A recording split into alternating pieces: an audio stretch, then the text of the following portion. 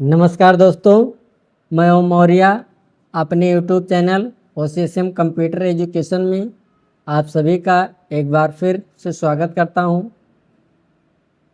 यदि आप BTC, CCC या O लेवल की तैयारी कर रहे हैं तो ये वीडियो आपके लिए है।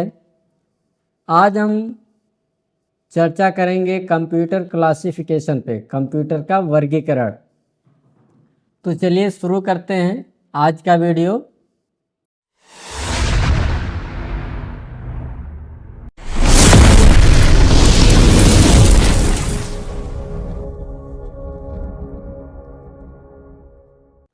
हमने पिछले क्लास में पढ़ा था कंप्यूटर क्या होता है, कंप्यूटर के डेफिनेशन, कंप्यूटर के हिस्ट्री, कंप्यूटर के जनरेशन्स के बारे में हमने पढ़ा था।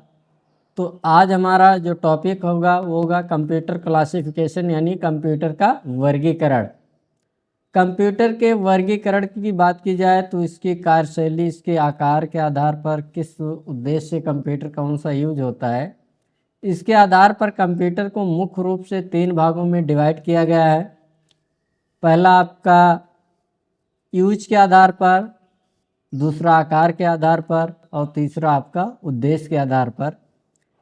फर्स्ट आपका based on application, based on size और आपका बेस्ड ऑन पर्पज, यानी उद्देश्य के आधार पर।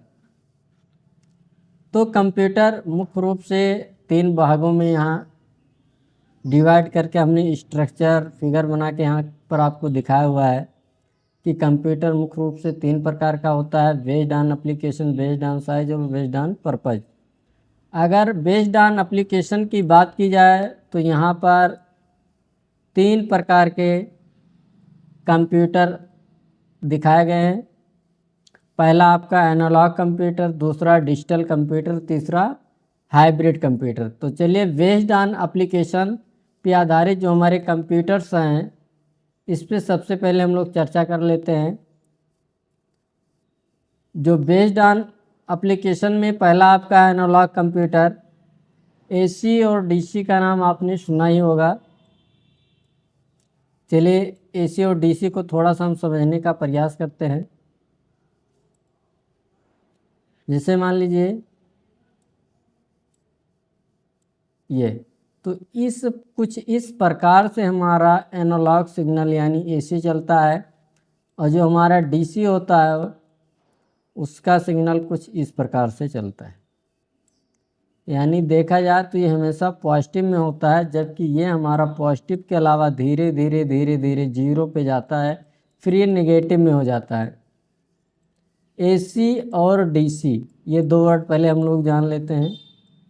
AC मतलब अल्टरनेटिव करंट और DC मतलब डायरेक्ट करंट होता है, जो कि पोल से खंभे से डायरेक्ट हमारे घर में पावर सप्लाई जो आती है उसको अल्टरनेटिव करंट AC कहा जाता है। और जो बैटरी या जनरेटर के माध्यम से पावर सप्लाई जनरेट होती है उसको DC यानी डायरेक्ट करंट कहा जाता है। तो जो एनालॉग कंप्यूटर होता है ये एनालॉग सिग्नल पर आधारित होता है। इसके द्वारा जो भी इंफॉर्मेशन रिजल्ट प्रोवाइड किए जाते हैं वो दूसरों से तुलना करके प्रोवाइड किए जाते हैं। यानी अगर किसी भी भौतिक राशि के ताप, दाब, द्रव्यमान, भार को ज्ञात करना है तो ये दूसरे से तुलना करके हमें रिजल्ट को प्रोवाइड करते हैं। इसीलिए इनके द्वारा जो भी हमें सूचना दिया जाता है वो फिक्स या शुद्ध नहीं होता है, क्योंकि इनके द्वारा जो भी इंफॉर्मेशन या रिजल्ट दिया जाता है उसमें विभिन्नताएं पाई जाती है। मतलब जितनी बार हम इससे रिजल्ट को जनरेट करेंगे, जितनी बार इससे हम कोई भी रिजल्ट प्राप्त करेंगे उसमें भिन्न भिन्न हो सकते हैं। जैसे मान लीजिए हमारे पास 3 ग्राहक हैं और किसी भी वस्तु को हमें समान रूप से तीनों ग्राहक को देना है। अगर इस प्रकार का हमारे पास वेट मापने वाली मशीन है जिसे हमें वेट मापना है, तो निश्चित इससे हम सभी व्यक्ति को इक्वल सामान नहीं दे पाएंगे। या ये आपका डिजिटल सॉरी एनालॉग क्लॉक आपका दिख रहा है, ये जो टाइम आपका बताता है, ये जो हमारे डॉट्स हैं इससे तुलना करके हम लोग टाइम को बताते हैं। जैसे मान लीजिए इसके अनुसार देखा जाएगा तो 5 के गुणक में गुणा करके हम मिनट को काउंट करते हैं, कितना घंटे कितने मिनट्स हुए इसके आधार पर, यानी इस पॉइंट्स के तुलना के आधार पर रिजल्ट को ये प्रोवाइड करता है। सेम इसी प्रकार इसमें भी आपका भार जितना बढ़ता जाएगा, ये हमारा जो सुई है वो क्या होगा, धीरे धीरे धीरे नीचे की तरफ इधर से आता रहेगा। तो उसके आधार पर हम उस वस्तु का भार मापते हैं या बताते हैं कि ये इतने किलो या इतना इसका वजन है। इसी प्रकार आपका थर्मामीटर भी सेम आपका एनालॉग कंप्यूटर पे आधारित होता है, इसके द्वारा भी फिक्स या इक्वल रिजल्ट हमेशा प्रोवाइड नहीं किया जाता। तो एनालॉग कंप्यूटर ऐसे कंप्यूटर होते हैं जो एनालॉग सिग्नल पर वर्क करते हैं, इनके द्वारा किसी भी सूचना को फिक्स नहीं दिया जाता है, पूर्ण रूप से शुद्धता के साथ नहीं दिया जाता है। इसका यूज मुख्य रूप से किसी भौतिक राशि के ताप दाब द्रव्यमान भार आदि को ज्ञात करने में किया जाता है। दूसरा आपका है डिजिटल कंप्यूटर। डिजिट मीन्स होता है अंक, अंकों पर आधारित कंप्यूटर को, जो अंकों पर आधारित कंप्यूटर होते हैं उनको डिजिटल कंप्यूटर कहा जाता है, क्योंकि ये जो भी हमें सूचनाएं या रिजल्ट प्रोवाइड करते हैं वो एक्यूरेट होता है, वो हमारा फिक्स होता है। यानी जो भी उसमें आपको भार दिखाया जाएगा, मान लीजिए किसी तराजू से या किसी वेट मशीन से आपने तौला, मान लीजिए 1 किलो 50 ग्राम है, तो आपका ऐसा इस प्रकार से लिखकर वहाँ स्क्रीन पर दिखाएगा कि आपका ये वस्तु 1 किलो 50 ग्राम है। तो इसके द्वारा जो भी सूचनाएं रिजल्ट प्रोवाइड की जाती हैं वो फिक्स होती हैं, इनके द्वारा दिए गए रिजल्ट में किसी प्रकार के विभिन्नताएं नहीं पाई जाती हैं। तो आज के समय में सबसे अधिक जो है वो डिजिटल कंप्यूटर का ही इस्तेमाल हो रहा है, जैसे लैपटॉप डेस्कटॉप ये सब आपके डिजिटल कंप्यूटर के उदाहरण हैं। तीसरा आपका जो आता है वो आता है हाइब्रिड कंप्यूटर, एनालॉग और डिजिटल, जो दोनों प्रकार के रिजल्ट को प्रोवाइड करते हैं, जो दोनों प्रकार के रिजल्ट को देने में सक्षम होते हैं, जिनसे हम दोनों प्रकार का रिजल्ट प्राप्त करते हैं, ऐसे कंप्यूटर को हाइब्रिड कंप्यूटर कहा जाता है। इसमें अंकों में भी दिया जाता है और सिग्नल के रूप में, ग्राफ के रूप में भी उस इंफॉर्मेशन को डिस्प्ले किया जाता है।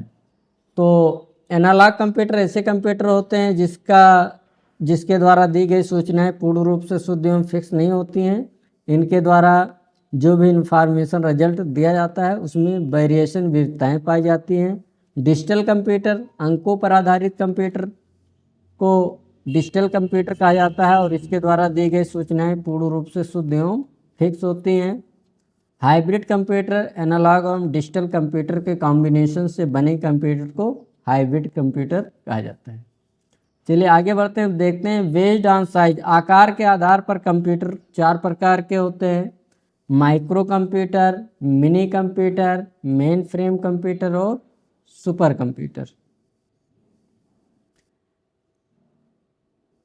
पहला आपका माइक्रो कंप्यूटर, जो कि सबसे छोटा कंप्यूटर कहा जाता है। अगर माइक्रो कंप्यूटर की बात करें तो ये एक सिंगल यूजर कंप्यूटर होता है। सिंगल यूजर मतलब ऐसे कंप्यूटर जिसको एक समय में सिर्फ एक लोग ही चला सके, उसे सिंगल यूजर कंप्यूटर कहा जाता है। ऐसे कंप्यूटर में एक ही कीबोर्ड, एक ही माउस, एक ही मॉनिटर लगे होते हैं। ये सिंगल यूजर कंप्यूटर होते हैं। अगर इसके विकास की बात की जाए तो 1969-70 ईस्वी में IBM कंपनी के द्वारा डेवलप किए गए इंटेल 4004, जो कि विश्व का प्रथम चिप माना जाता है, इसके डेवलपमेंट से ही माइक्रो कंप्यूटर का विकास हुआ था।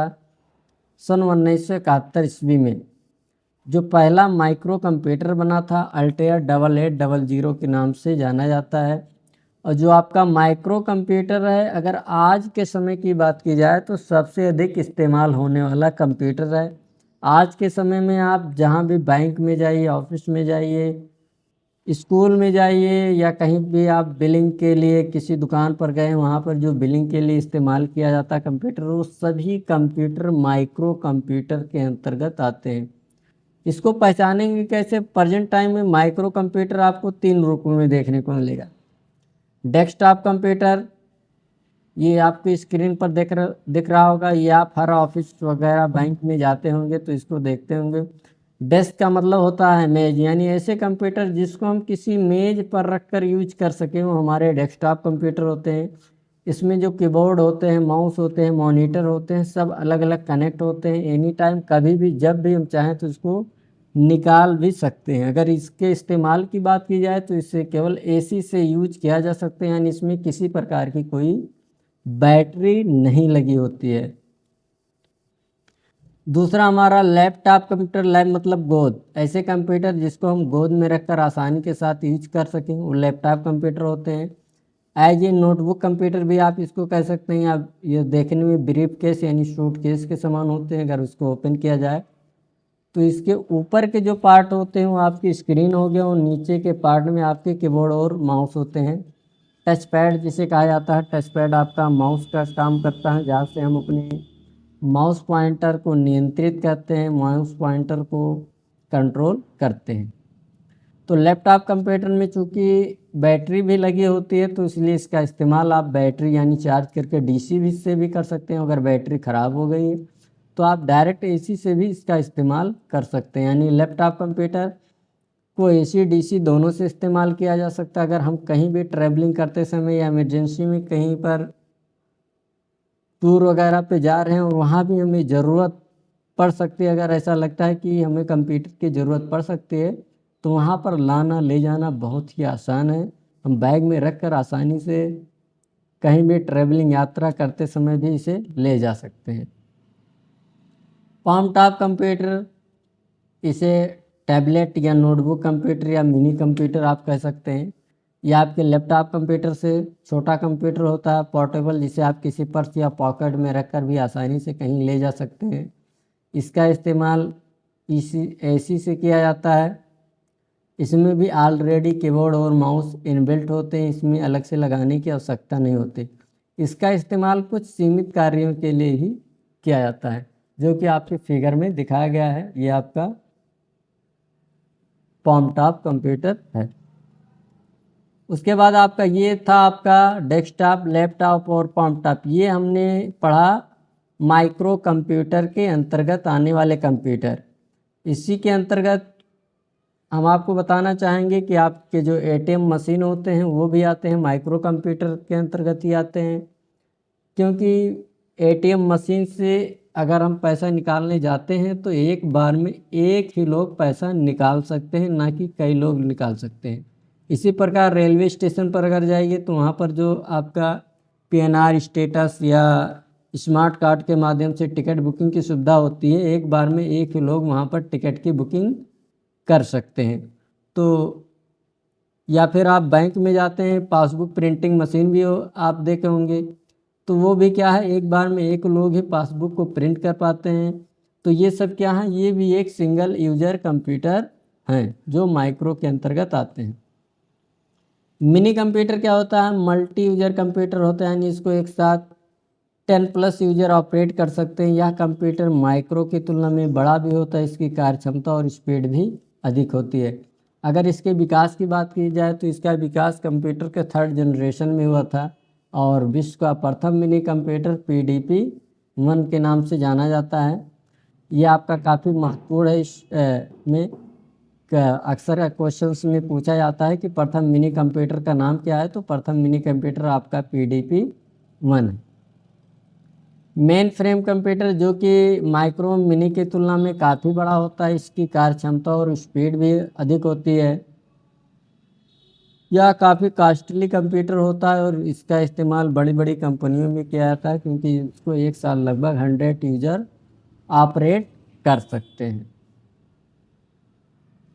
उसके बाद आपका आता है सुपर कंप्यूटर। सुपर कंप्यूटर विश्व का सर्वश्रेष्ठ एवं सबसे अधिक शक्तिशाली कंप्यूटर माना जाता है, सबसे अधिक विश्वसनीय कंप्यूटर माना जाता है, क्योंकि इसके द्वारा, इस सुपर कंप्यूटर के द्वारा गलतियां बिल्कुल नहीं करने के बराबर होती हैं, नहीं करता है। इसका इस्तेमाल सिर्फ वैज्ञानिक खोज, शोध और प्रयोग आदि के लिए करते हैं। सुपर कंप्यूटर अधिकतर विज्ञान की प्रयोगशालाओं में इस्तेमाल किया जाता है। अंतरिक्ष से संबंधित इंफॉर्मेशन कलेक्ट करने के लिए, मौसम संबंधी जानकारी को कलेक्ट करने के लिए, ग्रहों उपग्रहों से संबंधित सूचनाओं को कलेक्ट करने के लिए सुपर कंप्यूटर का इस्तेमाल किया जाता है। अब हमारा लास्ट में आता है बेस्ड ऑन पर्पज, यानी उद्देश्य के आधार पर। अगर उद्देश्य के आधार पर बात की जाए तो कंप्यूटर दो प्रकार के होते हैं, जनरल पर्पज कंप्यूटर और special purpose computer. General purpose computer की बात की जाए तो ऐसे कंप्यूटर जिससे हम जनरली सभी प्रकार के वर्क कर सकते हैं, जो किसी स्पेशलाइजेशन के लिए नहीं बनाया गया है, किसी स्पेशल विभाग के लिए नहीं डिज़ाइन किया जाता है।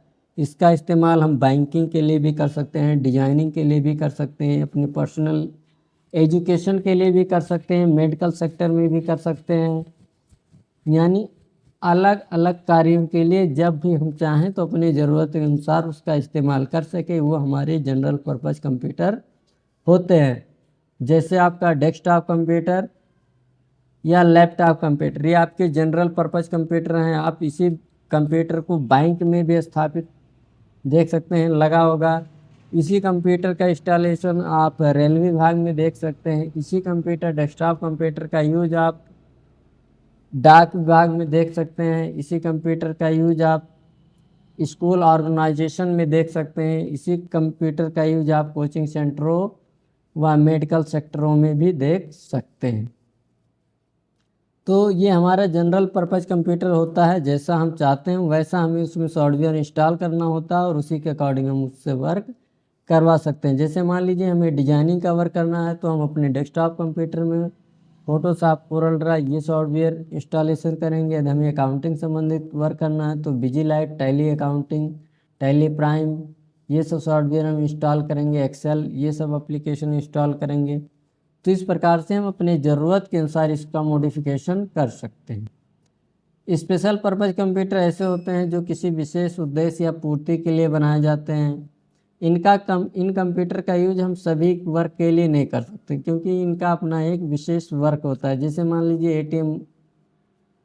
एटीएम मशीन का काम क्या होता है, कैश निकासी से हम सिर्फ कैश की निकासी कर सकते हैं, अदरवाइज कोई काम नहीं कर सकते। ना कि इससे गीत संगीत सुन सकते हैं, ना ही मनोरंजन या अन्य लेखांकन कार्य कर सकते हैं। दूसरा हमारा पासबुक प्रिंटिंग मशीन होता है। इसका काम होता है सिर्फ पासबुक को प्रिंट करना। यदि हम इससे पैसा निकालना चाहें तो ये पॉसिबल नहीं होता है। तो ये होते हैं। या फिर रेलवे स्टेशन पे लगा हुआ कंप्यूटर जिससे हम रेल टिकट बुकिंग कर सकते हैं। इससे हम टिकट बुकिंग ही कर सकते हैं, अदरवाइज दूसरा वर्क नहीं कर सकते। तो ये हमारे स्पेशल पर्पज़ के लिए, किसी स्पेशल उद्देश्य के लिए बनाए जाते हैं। ये ऐसे कंप्यूटर होते हैं जो किसी विशेष उद्देश्य की पूर्ति के लिए बनाए जाते हैं। तो आज के वीडियो में हमने पढ़ा कंप्यूटर क्लासिफिकेशन, कंप्यूटर को कितने भागों में बांटा गया है, कंप्यूटर कितने प्रकार के होते हैं। तो एक बार फिर से हम आपको बताना चाहेंगे, कंप्यूटर को मुख्य रूप से 3 भागों में बांटा गया है। पहला based on application, based on size और based on purpose. Based on application के आधार पर कंप्यूटर 3 प्रकार के होते हैं, एनालॉग कंप्यूटर, डिजिटल कंप्यूटर और hybrid computer. Based on size, आकार के आधार पर कंप्यूटर 4 प्रकार के होते हैं, micro computer, mini computer, main frame computer और सुपर कंप्यूटर। और बेस्ड ऑन पर्पज़ की बात की जाए तो उद्देश्य के आधार पर कंप्यूटर 2 प्रकार के होते हैं, जनरल पर्पज़ कंप्यूटर और स्पेशल पर्पज़ कंप्यूटर। तो चलिए अगले वीडियो में हम नए चैप्टर्स में मिलेंगे। तो आज का वीडियो यदि आपको पसंद आया हो तो लाइक और सब्सक्राइब ज़रूर करें। धन्यवाद।